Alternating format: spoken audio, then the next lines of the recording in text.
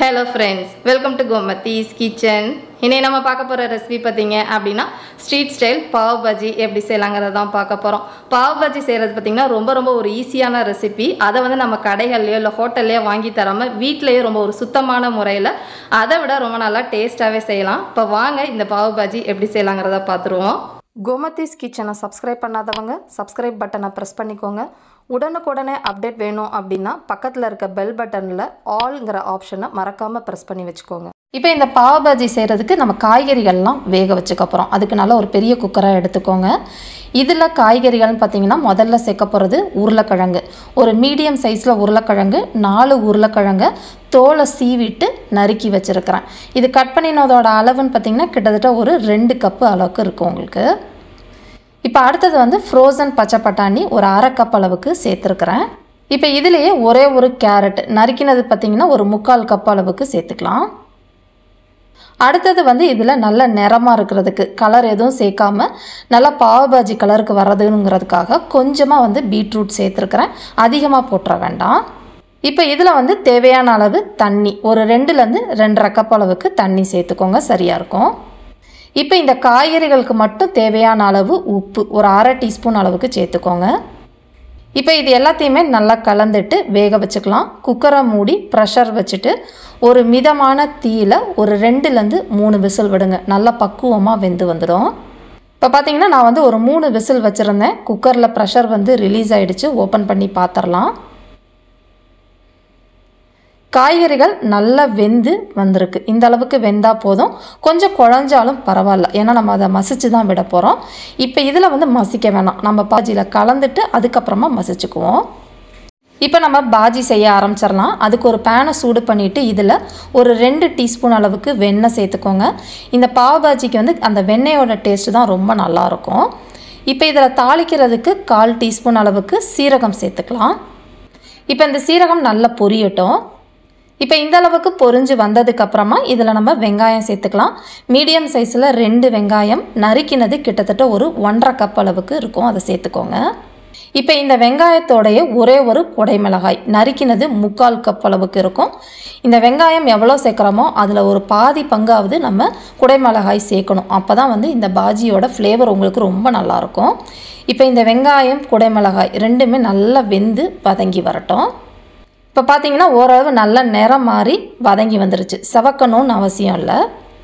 இப்போ இந்த சமயத்தில் நம்ம இஞ்சி பூண்டு விழுது சேர்த்துக்கலாம்.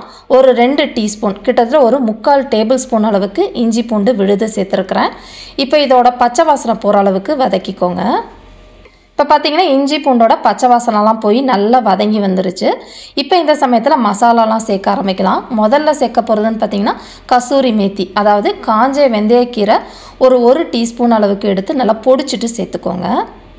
அடுத்தது வந்து இதில் கடைகளில் வாங்கின பாவ் பஜ்ஜி மசாலா, நீங்கள் எந்த பிராண்டு வேணால் வாங்கிக்கலாம். கிட்டத்தட்ட ஒரு டேபிள் ஸ்பூன் அளவுக்கு சேர்த்துக்கோங்க, சரியாக இருக்கும். அடுத்தது வந்து காரத்துக்கு ஏற்ற மாதிரி மிளகாய்த்தூள் நான் வந்து ஒரு 1/2 டேபிள் ஸ்பூன் அளவுக்கு சேர்த்துருக்கிறேன். என்னோடய மிளகாய்த்தூள் கொஞ்சம் காரம் கம்மியாக தான் இருக்கும், அதனால் சேர்த்துருக்கிறேன். உங்களதில் அதிகமாக இருந்தால் ஒரு பாதி அளவு மட்டும் சேர்த்துக்கோங்க. இப்போ இது எல்லாம் சேர்ந்து நல்லா வதங்கி பச்சை வாசனைலாம் போய் எண்ணெய் பிரிஞ்சு வதங்கி வந்ததுக்கப்புறமா நம்ம தக்காளி சேர்த்துக்கலாம். தக்காளி வந்து 2 தக்காளி நறுக்கினது 1/2 கப் அளவுக்கு சேர்த்துருக்குறேன். இப்போ இந்த தக்காளி நல்லா குழைவாகிற அளவுக்கு வதக்கிக்கோங்க. இந்த தக்காளி வதங்கிட்டு இருக்கப்போ இந்த மசாலுக்கு மட்டும் தேவையான அளவு ஒரு 1/2 டீஸ்பூன் உப்பு சேர்த்துருக்குறேன். ஏற்கனவே காய்கறிகளுக்கு உப்பு நம்ம வேக வைக்கிறப்பே சேர்த்துருக்குறோம், அதனால் கம்மியாக சேர்த்தா போதும். இப்போ எல்லாம் நல்லா வதங்கி இந்த அளவுக்கு எண்ணெய் பிரிஞ்சு தொக்கு மாதிரி வந்துருச்சு பாருங்கள். இந்த சமயத்தில் வேக வச்ச காய்கறிகள் அந்த தண்ணியோடையே சேர்த்துக்கலாம். இப்போ இதை ஒரு 2-3 நிமிஷத்துக்கு நல்லா வதக்கி விட்டுருங்க. இது வதங்குறப்பே பார்த்திங்கன்னா ஓரளவு நம்ம வெந்திருக்கிறதுக்கு மசிஞ்சு வந்துடும். பட் ஆனால் இது நல்லா நம்ம மசிச்சு விடணும். உங்கள்கிட்ட வந்து ஸ்மாஷர் இருந்துச்சு அப்படின்னா ஸ்மாஷரில் மசிச்சுக்கோங்க. அப்படி இல்லைன்னா கட்டைக்கரண்டி வச்சுருந்தீங்கன்னா கட்டைக்கரண்டிலேயே கூட நல்லா மசிச்சு விட்டுருங்க. இப்போ பார்த்தீங்கன்னா மசித்ததுக்கப்புறமா பீட்ரூட் கலருக்கே நமக்கு நல்ல கலர் போடாமையே வந்துருச்சு உங்களுக்கு.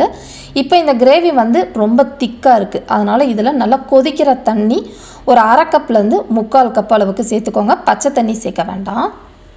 இப்போ இதெல்லாம் சேர்ந்து நல்லா கொதித்து ஒன்று கூடி வரட்டும். ஒரு 5 நிமிஷம் நல்லா ஒரு மிதமான தீயில கொதிக்க விடுங்க.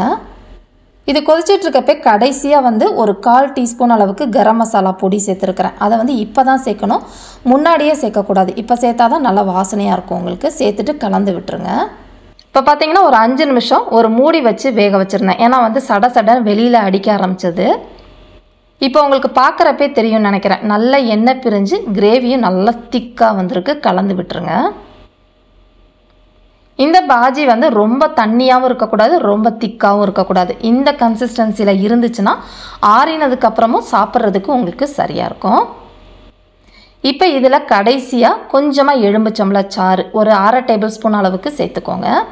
கூடவே வந்து பொடியாக நறுக்கினா கொத்தமல்லி இலைகளையும் சேர்த்துட்டு கலந்து விட்டுறலாம். இதில் வந்து கடைசியாக கொஞ்சமாக ஃப்ரெஷ்ஷாக வந்து வெண்ணெய் சேர்த்துக்கோங்க. இது வந்து ஆப்ஷனல் தான், பட் போட்டு செய்கிறப்ப ரொம்ப ரொம்ப நல்லா வாசனையோட டேஸ்ட்டாக இருக்கும். அவ்வளோதான், நம்மளோட கிரேவி வந்து ரெடி ஆகிடுச்சு. அடுத்து வந்து ப்ரெட்டை நம்ம டோஸ்ட் பண்ணி எடுத்துக்கலாம். இதுக்கு ப்ரெட்டுன்னு பார்த்தீங்கன்னா கடைகளில் பாவ் பாஜிக்குன்னு ப்ரெட் விற்கும். இங்கே வந்து ஹவாயன் ப்ரெட்டுன்னு கிடைக்கும். நீங்கள் அது வாங்கிக்கலாம். எதுவுமே கிடைக்காத பட்சத்தில் நீங்கள் சாதாரண ப்ரெட்டில் கூட டோஸ்ட் பண்ணி சாப்பிடலாம். இல்லை பர்கர் ப்ரெட் கிடச்சிதுன்னா பர்கர் ப்ரெட்லேயுமே நம்ம டோஸ்ட் பண்ணி சாப்பிட்லாம், நல்லாயிருக்கும். இதை வந்து நான் 2 பிரிச்சுக்கிறேன். பிரிச்சுட்டு இது இடையில வந்து கட் பண்ணி விட்டுக்கலாம். ப்ரெட்டு வந்து நமக்கு உள்ள மசாலா வைக்கிறதுக்கு. இப்போ இந்த ப்ரெட்டு டோஸ்ட் பண்ணுறதுக்கு தோசைக்கல்லில் கொஞ்சமாக வெண்ணெய் போட்டு இது நல்லா காஞ்சதுக்கப்புறமா பாவ் பஜ்ஜி மசாலா ஒரு 1/4 டீஸ்பூன் அளவுக்கு சேர்த்துருக்குறேன். இப்போ இதிலே வந்து பொடியாக நறுக்கினா கொத்தமல்லி இலைகளையும் சேர்த்துட்டு இப்போ நம்ம ப்ரெட்டை மேல் பக்கமும் கீழ் பக்கமும் நல்லா வந்து லைட்டாக இந்த வெண்ணெயில் டோஸ்ட் பண்ணுற மாதிரி டோஸ்ட் பண்ணி எடுத்துக்கோங்க. அவ்வளோதான், இந்த அளவுக்கு டோஸ்ட் ஆனால் போதும், ரொம்ப செவக்க வேண்டாம். இப்போ இதை எடுத்து நம்ம பாவ் பஜ்ஜி சர்வ் பண்ணுற இந்த பிளேட்டில் வச்சிடலாம். இப்போ இந்த பாவ் பாஜி சர்வ் பண்ணுறப்ப அந்த கிரேவி நல்லா சூடாக இருக்கிற மாதிரி பார்த்துக்கோங்க. இதை வச்சுட்டு மேலே கொஞ்சமாக வந்து வெண்ணெய் வச்சுக்கலாம். இதிலே பொடியாக நறுக்கின கொத்தமல்லி இலைகள், ஒரு சின்ன பீஸ் எலும்புச்சம்பழம், அடுத்து வந்து இந்த கிரேவிக்கு மேலே லைட்டாக வந்து பொடியாக நறுக்கின கொத்தமல்லி இலைகள் தூவி இந்த மாதிரி ஸ்ட்ரீட் ஸ்டைலில் சர்வ் பண்ணோம்னா ரொம்ப நல்லா டேஸ்ட்டாகவும் இருக்கும், பார்க்குறதுக்கும் சூப்பராக இருக்கும். இதே மாதிரி அளவுகளோட இந்த பாவ் பஜ்ஜியை செஞ்சு பார்த்துட்டு எப்படி இருக்குங்கிறத கமெண்ட் பண்ணுங்கள். வீடியோ பிடிச்சிருந்தாலும் கமெண்ட் பண்ணுங்கள், லைக் பண்ணுங்கள், ஷேர் பண்ணுங்கள். மறக்காமல் கோமதிஸ் கிச்சன் சேனலையும் சப்ஸ்கிரைப் பண்ணி வச்சுக்கோங்க. தேங்க்ஸ் ஃபார் வாட்சிங்.